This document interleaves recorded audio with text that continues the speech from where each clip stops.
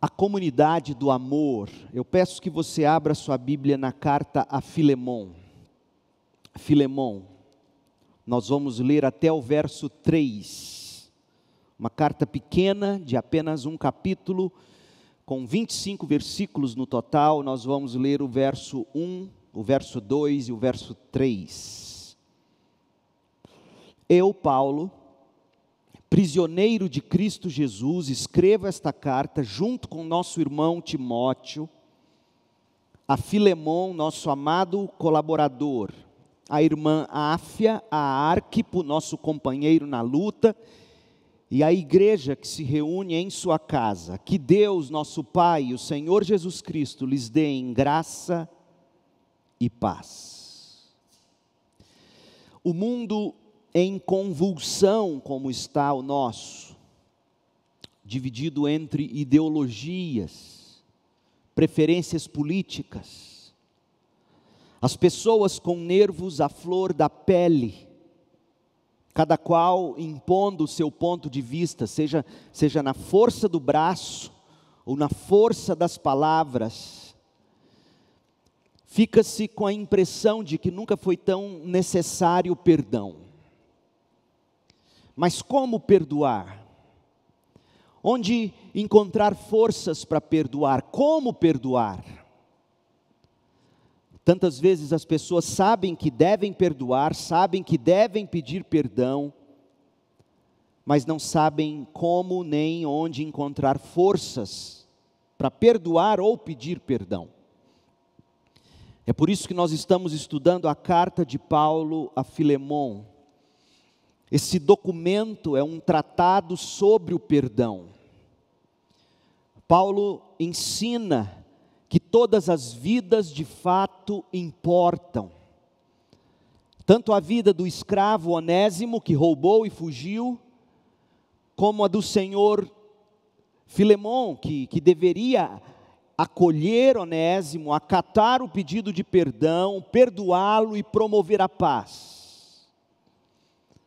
Portanto, o que nós temos neste texto do Novo Testamento é um exemplo concreto do poder do amor que flui do Evangelho e que é capaz de curar relacionamentos e restaurar famílias e sociedades.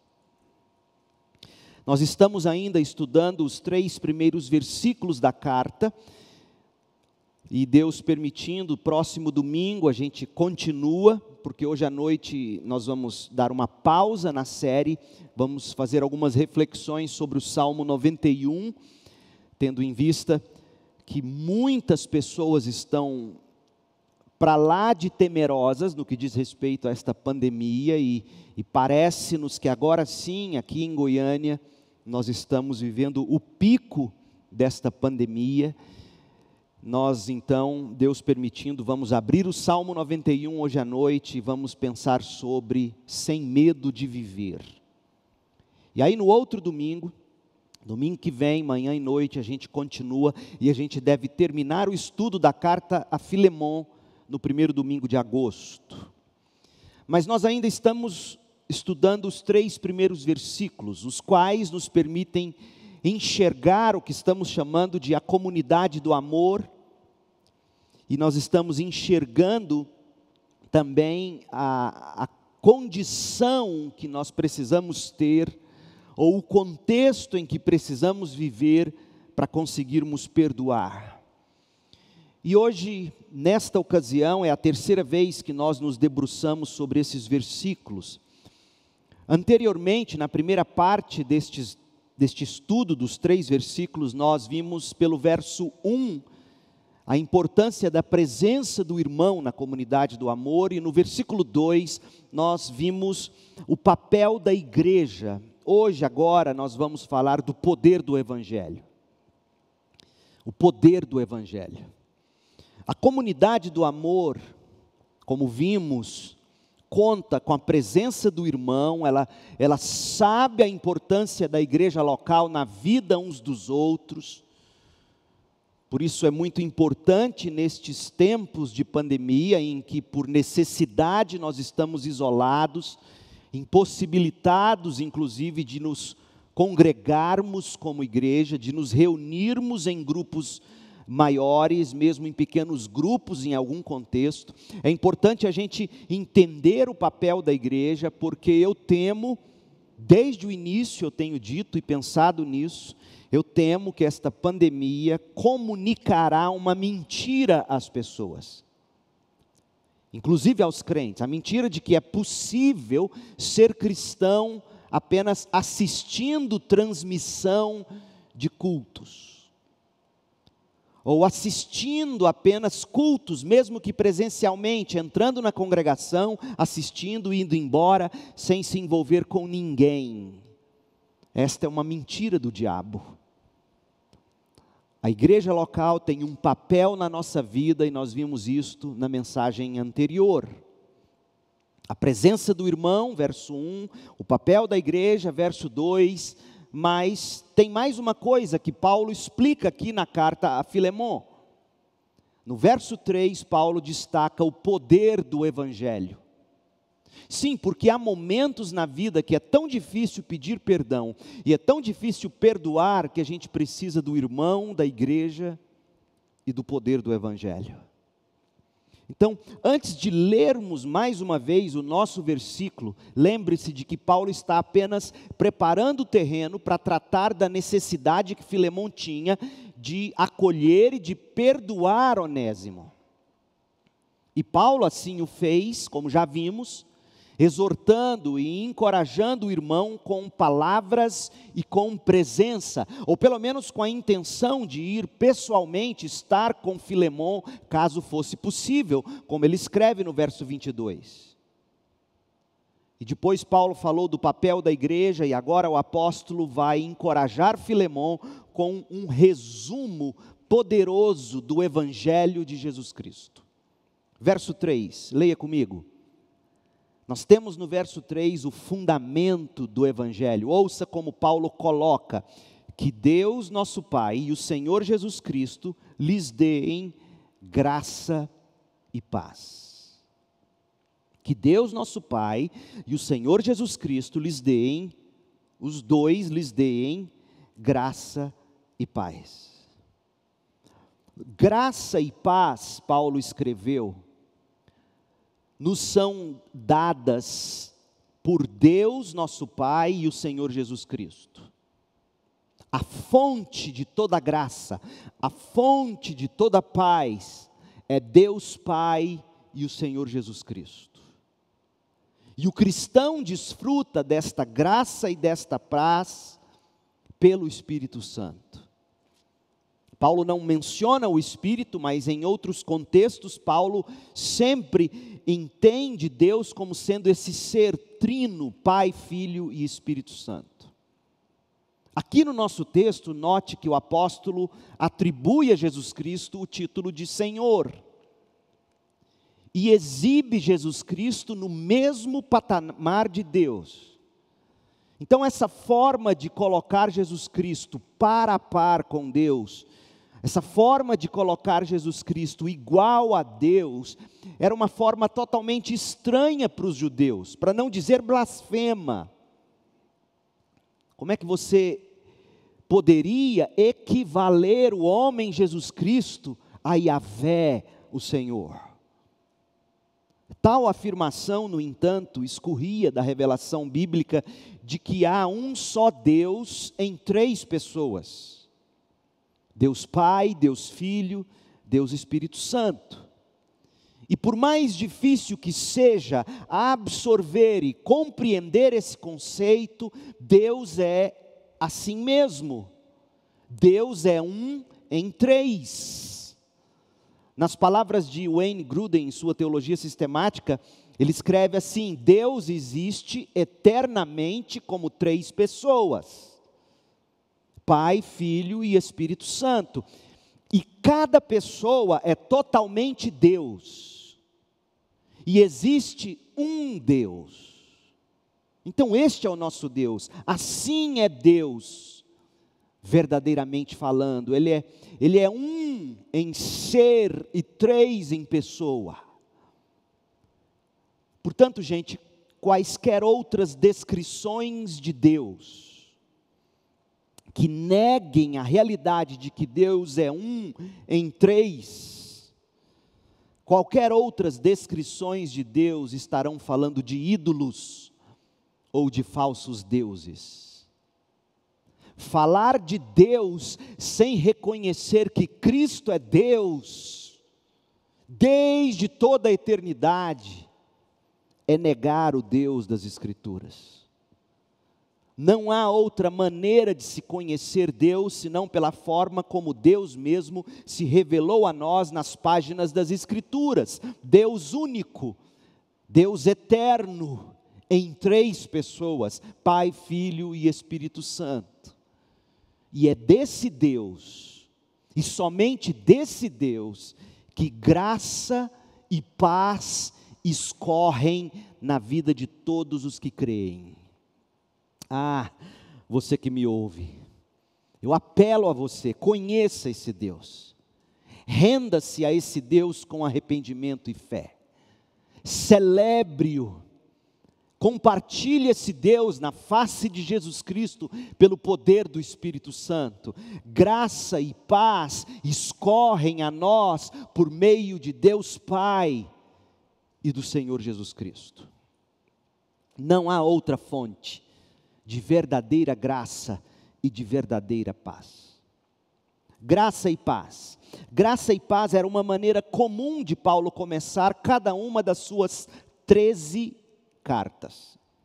Ele escreveu mais do que 13 cartas, mas as que foram inspiradas e Deus mesmo cuidou de preservar para nós, são as 13 que nós temos no Novo Testamento. E se você ler, por exemplo, Romanos 1:7, 1 Coríntios 1:3, 2 Coríntios 1:2, Gálatas 1:3, Efésios 1:2, Filipenses 1:2, Colossenses 1:2, 1 Tessalonicenses 1, verso 1, 2 Tessalonicenses 1:2, 1 Timóteo 1:2, 2 Timóteo 1:2, Tito 1:4 e Filemão 3, você vai encontrar uma coisa em comum: esse mesmo tipo de saudação, graça e paz. Essa era a forma de Paulo saudar seus destinatários. Mas nós encontramos esse mesmo tipo de saudação na pena de outros 2 apóstolos. João também, na carta que ele escreve na forma do Apocalipse, lembra-se, nós já estudamos esta carta, Apocalipse também é uma epístola, uma carta dentre outras coisas. Em Apocalipse 1:4, João saúda os seus destinatários com graça e paz. Pedro também, 1 de Pedro 1:2, 2 de Pedro 1:2, ele saúda os seus destinatários com graça e paz. E no caso de Paulo, nós notamos esse estilo em todas as cartas dele, com exceção de Tito, que é muito parecido, e 1 e 2 Timóteo, porque em 1 e 2 Timóteo, além de graça e paz, Paulo acrescenta misericórdia entre graça e paz. E aí fica graça, misericórdia e paz. Pois bem, informado disso, a gente precisa agora fazer a seguinte afirmação: o que nós temos nestas 2 palavrinhas, graça e paz, que escorrem da parte de Deus Pai e do Senhor Jesus Cristo, o que nós temos aqui é um resumo do Evangelho. Essas palavras traduzem o Evangelho, portanto nós precisamos entender bem o significado individual de cada uma dessas palavras, porque só conseguirá perdoar quem de fato provou de graça e paz, entende o que é graça e paz, e aí sim, empoderado ou cheio de graça e paz, este homem ou mulher de Deus, seja de que idade for, conseguirá perdoar ou pedir perdão. Por isso que Paulo faz questão, nós já dissemos noutra mensagem, Paulo é um artesão de palavras, ele não desperdiça vocábulos, ele sabe usar cada um de seus vocábulos com a intenção de comunicar mensagem de poder da parte de Deus. A norma para a introdução de uma carta no mundo em que Paulo viveu, o mundo greco-romano, a forma como alguém começava uma carta consistia de 3 elementos essenciais. Nós já perdemos esse tipo de prática, não se escreve mais cartas, aliás, nem se manda mais e-mails, é tudo por WhatsApp, para o bem ou para o mal, é tudo por WhatsApp. Mas, no mundo antigo e durante muito tempo, cartas eram escritas contendo 3 elementos na sua introdução: o nome do remetente, o nome do destinatário e uma mensagem de saudação. Remetente, destinatário e salvação. Por quê? Porque você pegava a carta e já lia na primeira linha de onde ela vinha, de quem ela vinha. Você não precisava ler até o final e esperar lá no fim da carta para a pessoa assinar o nome dela. Já vinha no início, você sabia quem era a pessoa, você sabia para quem aquela pessoa estava escrevendo, e na introdução a pessoa de alguma forma já te saudava e às vezes te dizia resumidamente do que se trataria aquela carta. E Paulo segue esse estilo. Os versos 1 a 3, observe aí na Bíblia, ele diz assim: eu, Paulo, eis o destinatário, a Filemon, aliás, eis aqui o remetente, eu, Paulo, a Filemon, o destinatário. E no verso 3, a saudação, que Deus nosso Pai e o Senhor Jesus Cristo lhes dê em graça e paz. A saudação dos judeus, essencialmente, era shalom, paz. Você pode ler isso em Juízes 19, 20, ou num documento apócrifo, segundo Baruque, 78, verso 2, vem a expressão misericórdia e paz. Por isso que nas cartas pastorais, 1 e 2 Timóteo, Paulo acrescenta misericórdia, graça, misericórdia e paz. Porque o judeu geralmente te cumprimentaria assim, shalom, paz, ou misericórdia e paz. Essa era a saudação dos judeus. A saudação dos gregos era graça, ou do grego charis. Você lê isso em Atos 15, 23, onde nós encontramos saudações. Então, geralmente, uma carta onde você lê saudações, a palavra grega é kairen, advinda de charis. Mas essa explicação, dizer a você que shalom ou paz é a forma hebraica de saudação, e dizer a você que graça é a forma grega de saudação, isso é apenas explicar o pano de fundo do costume social. Não há muita lição, a não ser estética, em sabermos dessas coisas. O que importa para nós é o que teologicamente essas palavras comunicam. Porque teologicamente existe algo muito mais profundo sendo comunicado. Como já dissemos, graça e paz é uma forma caracteristicamente paulina, os termos estão carregados de significados cristãos. E Paulo coloca graça antes de paz, por uma razão óbvia. Veja você que até mesmo a ordem das palavras foi cuidadosamente escolhida por Paulo. Por quê? Porque Paulo sabe que graça é como nós conseguimos paz. Paz é fruto da graça, graça produz paz. Por isso Paulo coloca graça e paz. Todos querem paz. Afinal de contas, como nós já vimos em mensagem anterior, Almir Sater cantou dizendo que é preciso paz para poder sorrir, e é verdade, ninguém sorri sem paz. Mas como obter paz? Como? Muita gente tenta obter paz evitando encarar problemas, fugindo de situações, fugindo de conversas. E esta não é a forma de se encontrar ou de se desfrutar de paz. Paz é fruto da graça de Deus a nós, revelada, disponível e despejada em Jesus Cristo pelo Espírito Santo. Portanto, você que me ouve, seja você cristão ou não cristão, Eu quero ter a certeza de que você entenda isso, que graça produz paz, paz é fruto de graça, e ninguém terá paz se não tiver provado da graça, se não estiver vivendo em estado de graça. E eu quero que você tenha certeza disso, porque esta é a única coisa que importa na vida. Aliás, é a coisa mais importante que você deverá compreender do sermão de hoje. Essa é a chave para a sua vida, é a chave para você compreender o restante da carta. Graça produz paz. A Bíblia, gente, diz que Deus criou todas as coisas de forma perfeita. Deus nos criou, homem e mulher, à sua imagem e semelhança. E todos nós, diz a Bíblia, fomos criados para conhecer o Deus Criador e para desfrutar desse Deus Criador como nosso maior bem, como nosso tesouro, como nosso prazer.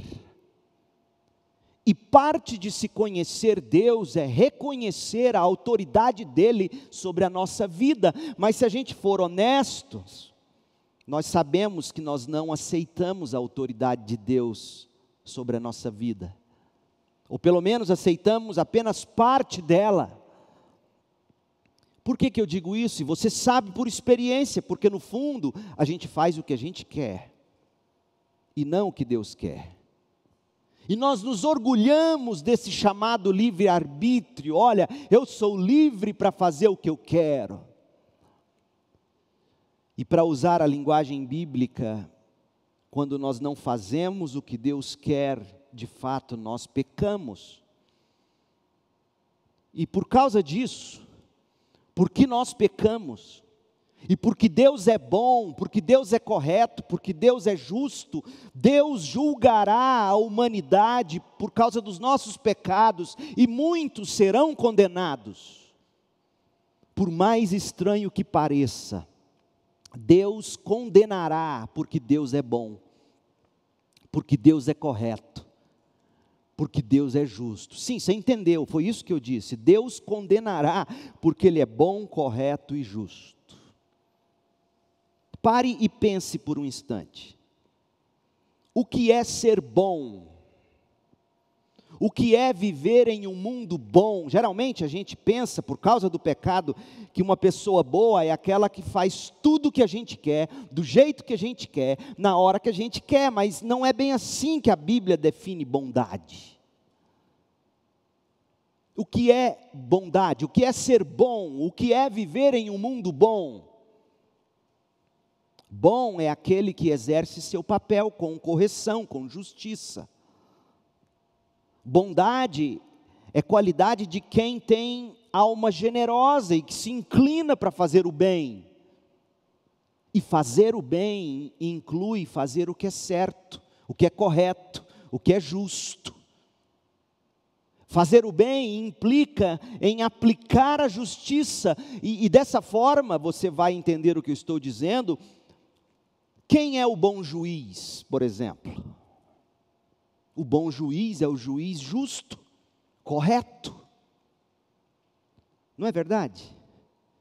Alguém nesse ponto então poderia perguntar, mas olha, se Deus sabia que a humanidade pecaria, e muitos seriam condenados, sendo Deus bom, por que Ele nos criou? Não seria melhor se nós tivéssemos sido deixados na não existência, por exemplo? Não teria sido melhor se Deus não nos tivesse criado? Pelo menos assim nós seríamos poupados da pena do pecado. Quantas pessoas não questionam assim? A questão, no entanto, é que todo o conceito de bondade e de mundo bom e de vida boa que todos nós tanto almejamos inclui a necessidade da justiça. Um mundo bom é um mundo onde há justiça. Tente viver num mundo onde não há justiça. É o caos. Um mundo onde todos fazem o que querem sem nenhuma consequência. Este não seria um mundo bom, seria um mundo mau. Em outras palavras, é impossível viver bem em um mundo onde não haja padrões de certo e de errado, onde não haja podes e não podes, onde não haja limites, onde não haja governança, onde não haja leis e, consequentemente, onde não haja a aplicação da justiça. Não havendo essas coisas, é impossível dizer que tal mundo seja bom. Pois bem, sendo Deus bom, Deus criou um mundo perfeito. E num mundo bom e perfeito existe justiça.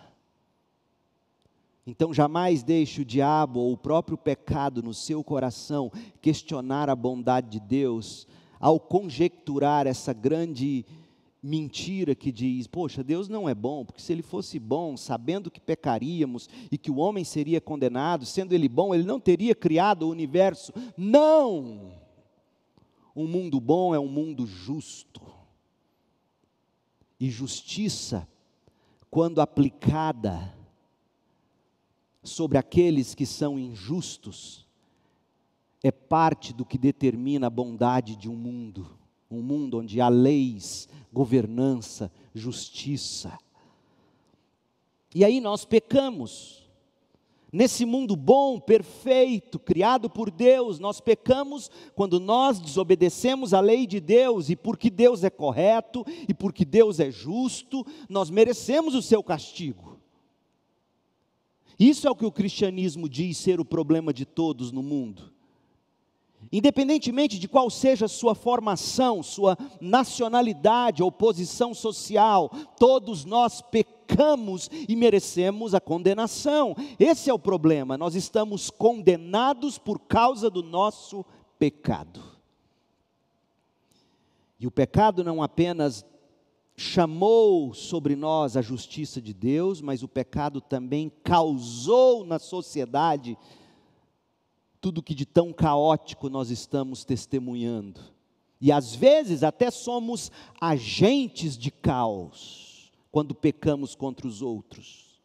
Desde uma mentirinha branca, até o pior de todos os crimes. É o mal que prestamos à sociedade. E isso é fruto do pecado. E é aqui que entra a graça. Mas Deus, em sua grande misericórdia, porque Deus é bom, Deus não nos deixou sem alternativa. O Filho eterno de Deus, Jesus Cristo, veio em carne, habitou entre nós, viveu como um homem, uma vida perfeita, perfeitamente em comunhão com Deus como seu Pai celestial. Jesus Cristo, homem, Deus, cumpriu no próprio corpo, na própria carne, na própria vida, Ele cumpriu a lei de Deus, o que eu e você não conseguimos. E como o salário do pecado é a morte, não o pecado dele, mas o nosso, porque ele nunca pecou, ele na cruz morreu no lugar de pecadores que merecem o castigo eterno de Deus, e lá na cruz Cristo tomou sobre si o castigo de Deus. Não pelos pecados que ele cometera, porque ele não cometeu pecados, mas pelos pecados que todos os que já haviam se desviado em seus próprios pecados cometeram, e por todos aqueles que viessem a crer em Jesus Cristo. Por isso ele morreu na cruz. E esse é o coração do Evangelho, graça. Quando Paulo diz graça, é isso que ele está dizendo. Mas graça se tornou para nós algo tão leviano, é algo que a gente acha que merece. Quando alguém não age graciosamente para com a gente achando que merece a graça de todo mundo, a gente emburra. Mas Deus ensina que graça é algo que nós não merecemos, porque de fato o que merecemos é a justa condenação de Deus. Mas em Cristo Jesus, Deus possibilitou-nos o caminho da graça. Nós fomos criados perfeitos, depois nós pecamos, recebemos a justa condenação, a justa sentença de condenação da parte de Deus Pai. Cristo veio e graciosamente tomou o nosso lugar, e todo aquele que se arrepende e crê na vida e na obra de Cristo, recebe perdão, recebe salvação. Isso é graça, mas não para por aí. Tendo provado da graça, esse cristão desfruta de paz com Deus. É isso que Paulo está dizendo. Esse estado de inimizade que havia entre o indivíduo e o seu Criador em Cristo, esse estado de inimizade é pacificado. Pedro, o apóstolo, colocou nos seguintes termos, leia comigo, 1 de Pedro 3,18, pois Cristo sofreu por nossos pecados. Isso é graça. De uma vez por todas. Isso é graça. Por quê? Porque você não precisa todo domingo ir para algum ritual religioso, repetir algum sacrifício, para você ser aceito pelo Deus. Não. Quantas pessoas vivendo sob o estigma de novo e de novo oferecer sacrifícios ao seu Deus. Esta não é uma vida cheia de graça, esta é uma vida em desgraça. Porque graça é isso que Pedro está dizendo em 1 de Pedro 3,18. Cristo também sofreu por nossos pecados, de uma vez por todas.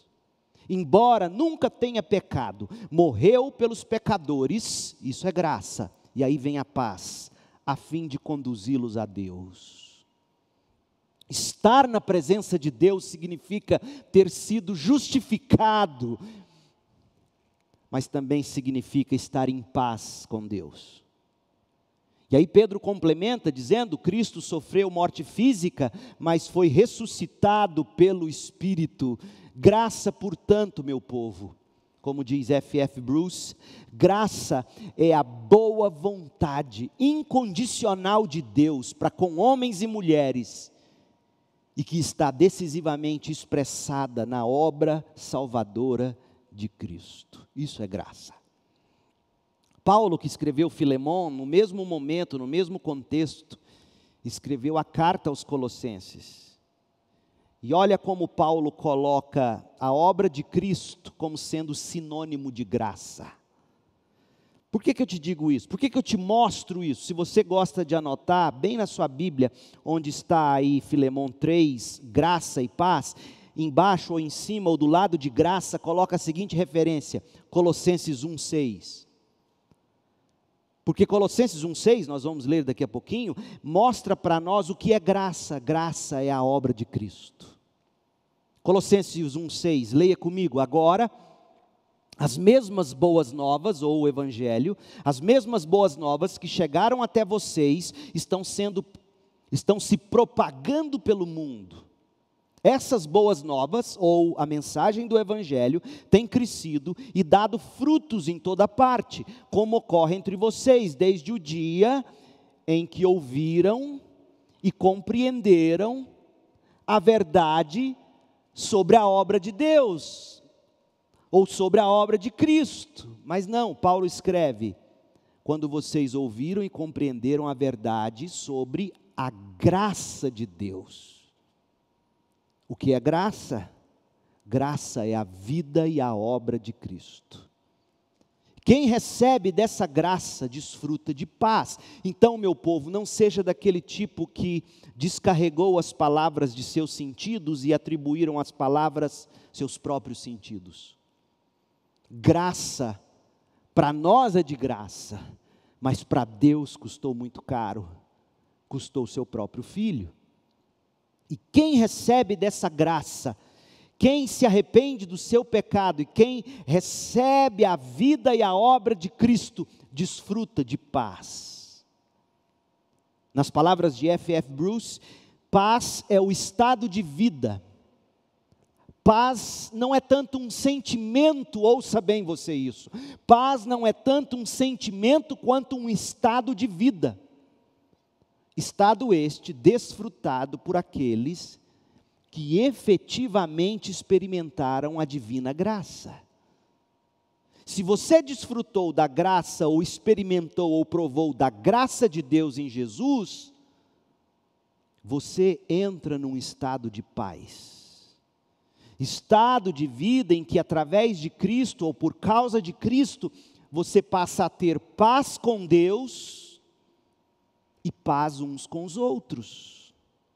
Então, nessa carta a Filemon, onde Paulo tem como objetivo restaurar a paz entre Filemon e Onésimo, entre Onésimo e a família de Filemon, nada melhor do que Paulo destacar graça e paz, como que dizendo: Filemon, você já provou da graça, você tem paz com Deus. Mas você que também provou da graça, tem que ter paz com seu irmão. Olha só como Paulo vai colocar isso em Colossenses 1:20. Ele diz assim, Colossenses 1:20: por meio do sangue do Filho na cruz. E como nós já lemos em Colossenses 1:6, o sangue do Filho na cruz é graça, certo? Então, por meio da graça, o Pai fez as pazes com todas as coisas. A graça produz paz entre nós e Deus, tanto no céu como na terra. Por meio do sangue do Filho na cruz, ou seja, por meio da graça de Deus expressada em Cristo Jesus. O Pai fez as pazes com todas as coisas, nos céus e na terra. Paulo deixou isso mais claro ainda em Efésios. Abre em Efésios 2 e veja comigo do verso 14 ao 18. Eu quero que você preste bastante atenção nisso, porque entre nós crentes existe uma prática muito feia. A gente diz que está tudo bem com o irmão, mas a gente faz cara feia para ele. A gente emburra com ele. Não há nada tão anticristão do que dizer que você provou da graça e da paz, mas quando encontra um irmão, vira a cara, fecha a cara, emburra, porque isso revela que no seu coração não há paz, ainda há guerra. Isso não é cristão. Olha o que Paulo diz, olha o que essa graça que produz paz, olha como isso se parece na prática. Efésios 2:14. Porque Cristo é nossa paz. Olha que interessante. Que paz é essa? Aí, gente, de novo, como a gente descarregou as palavras dos seus significados, a gente pensa que essa paz é aquele sentimento de estar tudo bem. Não.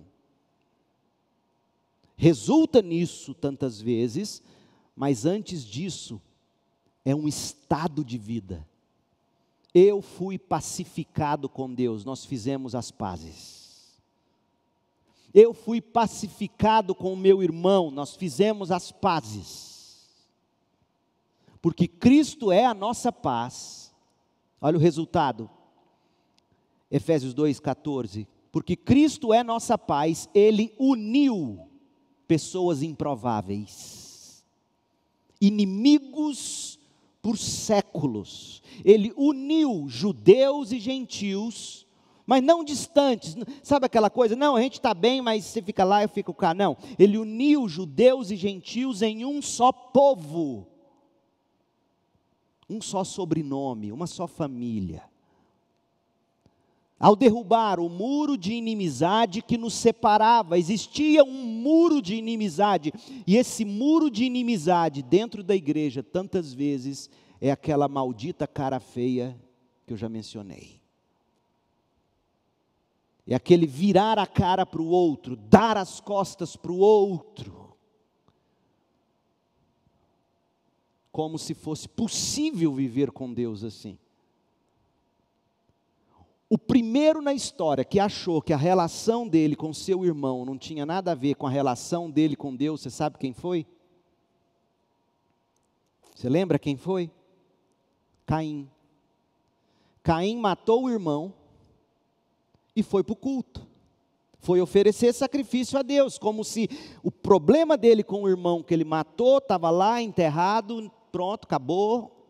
Ele vai para o culto, chega no culto. A primeira coisa que Deus pergunta para Caim é: cadê seu irmão? E o besta vira e diz, o que eu tenho com meu irmão? Aí Deus falou, você não entendeu nada. Seu culto não é aceitável. Ô meu povo, veja a seriedade desse assunto. Não pense você que a cara feia que você vive nutrindo para o outro não tem nada a ver com a sua devoção em secreto com Deus, ou com seu culto coletivo a Deus. Paulo queria que Filemão tivesse certeza disso. Filemão, eu estou para tratar de assunto delicado. O caso Onésimo. Roubou de você, fugiu, mas converteu, é agora irmão.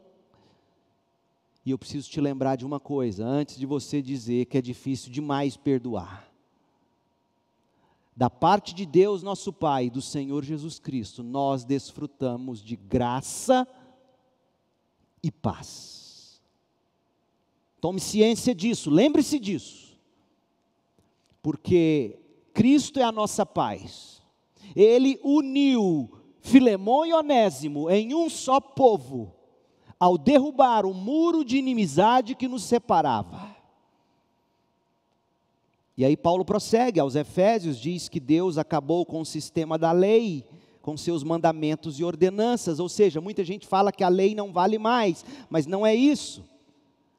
A lei a que está sendo referida aqui são aquelas questões da lei que serviam para dizer que Israel era uma propriedade exclusiva de Deus e as outras nações não. E aí Paulo vai fazer em Efésios 2, de 14 a 18, vai dizer no verso 17, que Cristo trouxe essas boas novas de paz, tanto a vocês que estavam distantes dele, ou seja, aos gentios, como aos que estavam perto dele, os judeus. E agora, por causa do que Cristo fez, por causa da graça, todos temos acesso ao Pai pelo mesmo Espírito. Oh, meu povo, como o mundo seria diferente, como a família seria diferente, a sua família, se você entendesse isso aqui, se você vivesse isso aqui, se você praticasse isso aqui. Estado de vida, paz é um estado de vida. Nós fizemos as pazes com Deus. Segundo, nós fizemos as pazes com o irmão. Mas é um estado de vida que nos permite também desfrutar de paz, ou da paz de Deus. Olha Filipenses 4, de 6 a 7.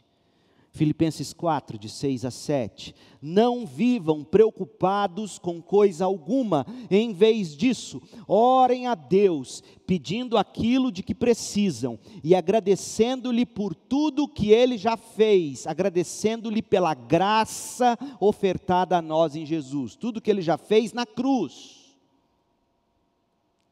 Então, não vivam preocupados, em vez disso orem, agradeçam, então vocês experimentarão a paz de Deus, que excede todo o entendimento, e que guardará seu coração e sua mente em Cristo Jesus. É possível desfrutar de paz, da paz de Deus. A Bíblia de Estudo, NAA, traz um belo comentário sobre esses versículos aqui de Filipenses. Deixa eu ler para você o que o comentário da Bíblia de Estudo NAA diz sobre Filipenses 4, de 6 a 7. Diz assim: Paulo reproduz o ensino de Jesus no Sermão do Monte, de que os crentes não devem ficar preocupados, mas devem colocar a sua confiança nas mãos do seu Pai amado, cuja paz os guardará em Cristo Jesus. O uso de Paulo de guardará pode ser um reflexo da sua própria prisão, ou da situação de Filipos como uma colônia romana com uma guarnição militar. Ou seja, Paulo, quando escreveu aos Filipenses, estava guardado por guardas numa prisão. Os crentes de Filipos viviam guardados pelos guardas romanos. E Paulo diz: não, de fato, quem nos guarda é Deus em Cristo Jesus.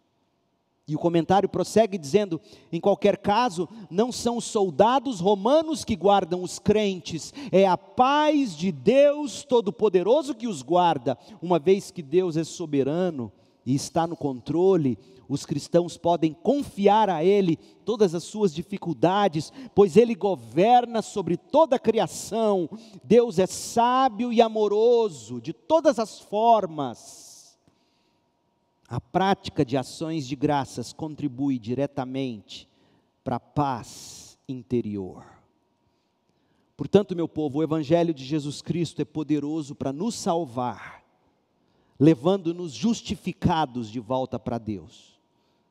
Mas esse Evangelho também é poderoso para nos santificar, tornando-nos graciosos, tornando-nos pacificadores, assim como é o nosso Deus. A mesma graça que nós recebemos da Trindade Santa, a mesma graça que nós recebemos de Deus Pai, Deus Filho e Deus Espírito Santo, para desfrutarmos da paz com Deus, da paz de Deus e da paz com o povo de Deus, nós somos também capazes de repartir com aqueles onésimos que nos traíram lá no íntimo, que nos defraudaram de alguma maneira, e que fugiram, mas que voltam arrependidos e dizendo: me perdoe. Essa graça é capaz de nos fazer perdoadores. Por isso que Jesus nos ensina a orar como nos ensinou. Mateus 6,12. Pai, perdoa as nossas dívidas, assim como perdoamos os nossos devedores. O mundo seria muito melhor. Eu ouvi um sermão pregado por Mark Dever. Ele narra a história de um homem chamado Robert Sapol, foi ex-presidente da Visão Mundial, sobre uma reunião que Bob Sapol teve com uma cristã chamada Maria. Maria era do Líbano, ela morava numa vila de cristãos no Líbano na década de 1980. Naquela época as coisas por lá estavam desmoronando, israelenses e sulistas sírios estavam por toda parte lutando entre si, e havia também outras milícias locais. Milicianos muçulmanos atormentavam a vida dos cristãos, e eles entraram na aldeia de Maria. Maria correu, ela tropeçou, caiu, levantou na carreira, e um jovem de mais ou menos 20 anos apontou uma arma para a cabeça dela e gritou: renuncie à cruz ou morra.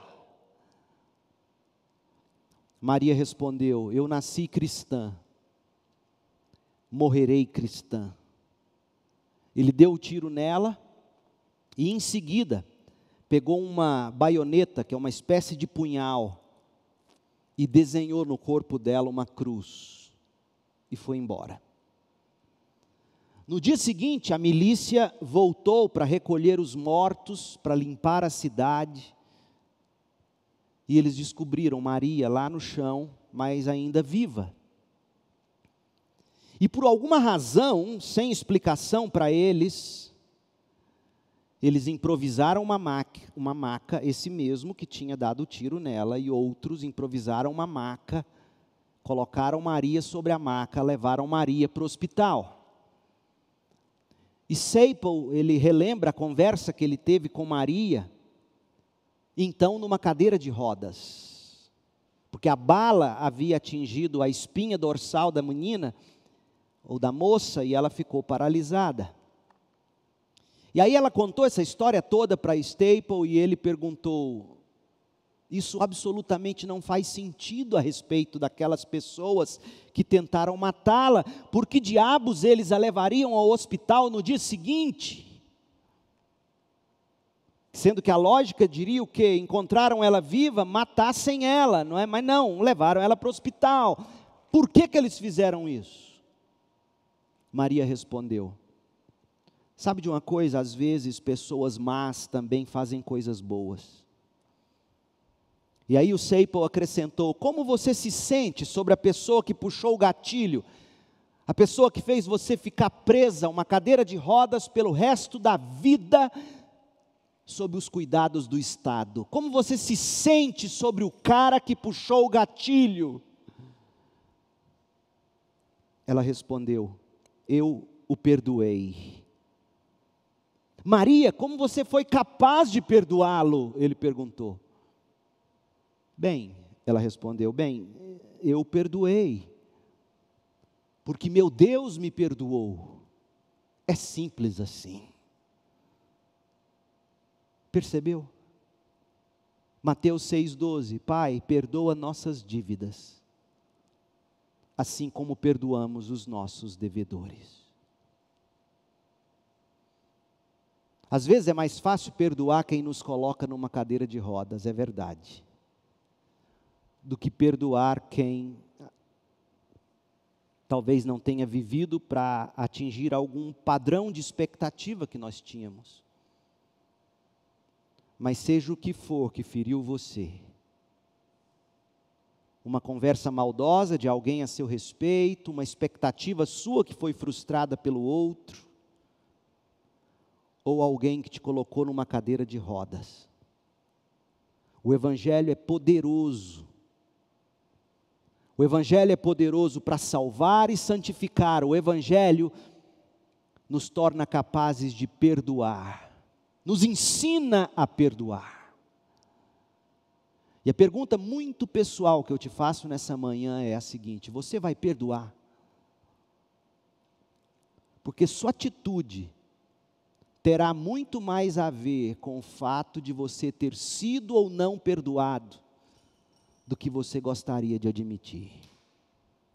O Evangelho nos ensina que todas as vidas importam, porque até a minha vida e a sua vida importou para Deus, que enviou o seu único filho para morrer em nosso lugar, comprando-nos perdão.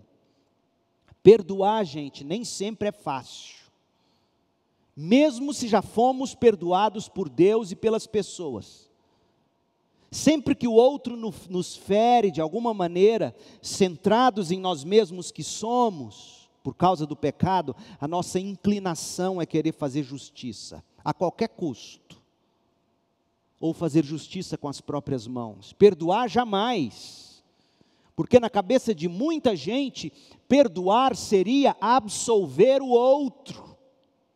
E o outro merece justiça. E eu te digo, é verdade, quem nos fere merece justiça. Eles e nós merecemos justiça. Primeiro, porque quem peca, peca contra Deus. Segundo, porque quem peca contra o próximo, peca contra um próximo que foi criado à imagem e semelhança de Deus. Mas se você teme que não haverá justiça se você perdoar, eu estou aqui para te lembrar, houve justiça. Justiça foi feita em Cristo Jesus. Seja honesto agora, eu corro o risco de ser até leviano, mas seja honesto. Quando alguém te ofende, quando alguém te machuca, quando alguém te contraria, você tem vontade de fazer o quê? Esmagar, não é? Matar. Pois foi isso que Deus Pai fez com Deus Filho na cruz. Isaías 53:5 nos diz que Jesus foi esmagado na cruz. Mas Ele foi ferido por causa da nossa rebeldia, esmagado por causa dos nossos pecados. Sofreu o castigo para que fôssemos restaurados, e recebeu açoites para que fôssemos curados. Não é isso que você tem vontade de fazer com quem peca contra você? Esmagar, ferir. Jesus sofreu isso, por mim, por você e por aqueles que pecam contra nós. E se você não consegue lançar a conta de quem te ofendeu na conta de Cristo, você ofende Cristo. Porque você estará dizendo, não, o que ele fez não é o bastante.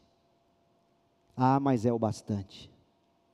Todos nós nos desviamos como ovelhas, deixamos os caminhos de Deus para seguir os nossos caminhos, e no entanto, o Senhor Deus fez cair sobre Deus Filho os pecados de todos nós. Tudo aquilo que às vezes as pessoas sentem vontade de fazer contra alguém que tenha cometido injustiça contra nós, Deus já fez contra o seu próprio Filho. Justiça foi feita na cruz. A comunidade do amor é composta de pessoas que foram salvas e reconciliadas com Deus na igreja, pela vida e pela obra de Jesus Cristo. Agora, em paz com Deus, nós aprendemos a ter paz com todos, mesmo se nós somos a minoria perseguida ou abusada. E quando nós não conseguimos perdoar ou viver em paz com o outro, nós temos a presença do irmão, nós podemos contar com o papel da igreja na vida da gente, e nós somos lembrados do poder do Evangelho para salvar e santificar o pecador. E eu concluo com a seguinte pergunta: você faz parte da comunidade do amor, então perdoe, peça perdão, promova o perdão. Ainda não faz parte da comunidade do amor, arrependa-se e creia em Cristo. Professe sua fé pelo batismo e insira-se em alguma igreja local. Insira-se em alguma igreja local. Graças a Deus por essa mídia, por essas transmissões, veio para ficar. Mas nada disso, o conforto aí do seu sofá, ou do local onde quer que você esteja, não substitui a vida na Assembleia dos Santos, na comunhão, no corpo, nas reuniões dominicais, na convivência através de relacionamentos discipuladores, em pequenos grupos. Você precisa disso, porque pessoas pecarão contra você, você vai pecar contra as pessoas, você vai precisar ser encorajado, você vai precisar ser exortado, e tudo isso só será possível se você deixar a influência do amor do outro agir na sua vida, como veremos na mensagem a seguir, se Deus permitir. Que Deus te abençoe com graça, misericórdia e paz. Oremos, feche seus olhos. Ó Deus, em nome de Jesus, como nós precisamos da comunidade do amor, da presença do irmão, do papel da igreja, do poder do Evangelho.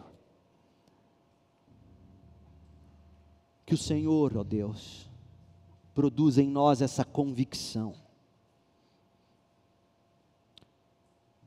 Que o teu amor nos constranja a perdoar.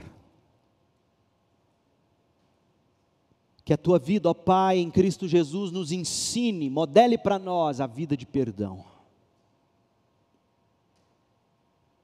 Ajuda-nos, Senhor Deus. Tantas vezes é tão difícil perdoar. Por isso, misericórdia de nós. Faça-nos praticar o que o Senhor nos ensinou a orar. Perdoa as nossas dívidas, assim como nós perdoamos os nossos devedores. Ó Deus, e se há alguém desses que me ouvem, que precisam de salvação, do perdão de Deus em Cristo Jesus, que agora o Senhor promova fé e salvação, arrependimento e fé. No nome poderoso de Jesus nós oramos. Amém. Deus te abençoe com graça e paz.